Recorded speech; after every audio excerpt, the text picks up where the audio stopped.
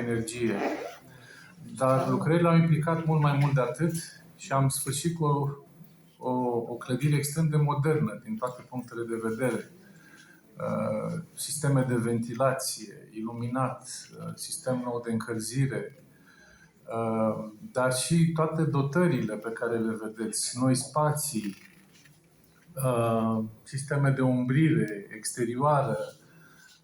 Eu cred că entuziasmul nu e fără temei.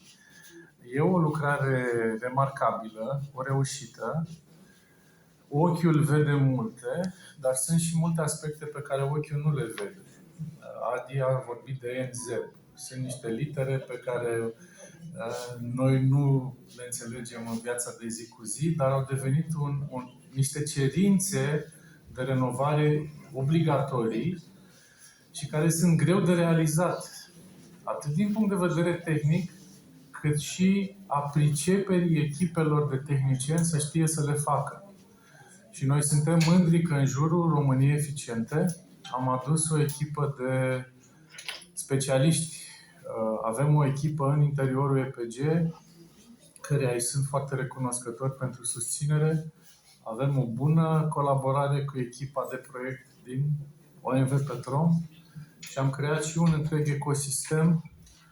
Avem o platformă, romaniaeficientă.ro, pe care puteți găsi foarte multe despre munca noastră, dar și tot felul de sfaturi despre cum să economisiți energia. Bucuria pe care o văd de la părinți și copii este cea mai mare răsplată și sunt sigur că așa simte și Cristina Vercere, căreia îi transfer acum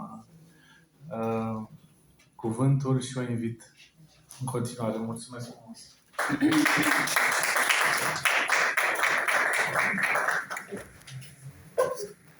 Good morning, ladies and gentlemen. It is a huge privilege to be here today. As Radu was saying, this is our third school. This one has a very, very special vibe, I would say, in terms of just the presence of all the kids here, the faces, the smiles, and the parents. One of the fundamental principles that we believed in working with EPG and Roma Eficientă was about education. It was about actually, if we make people aware of how to be careful with the use of energy and to be efficient with it, let's start with children. One, because it will create a generational change. And two, because actually kids come home and they educate their parents. So this is how we saw it would create a shift. And as Radu had said, there are many things that are important. But what is really important, like we close the window, like we make sure we really understand the importance of the energy we use, because it does have an impact on the climate. And therefore it is very important that we use it carefully to be able to do that.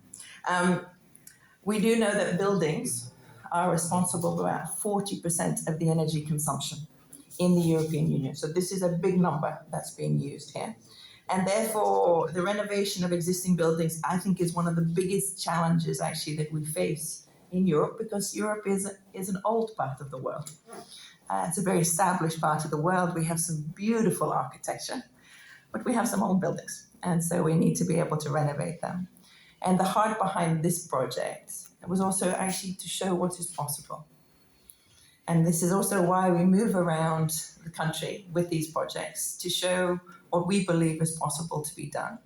And that actually you can get good funding for it. It takes good project management. As Radu was saying, it takes a lot of team effort, working with the local authorities, working with the school to make sure and see what is possible. But what you see today is what is possible.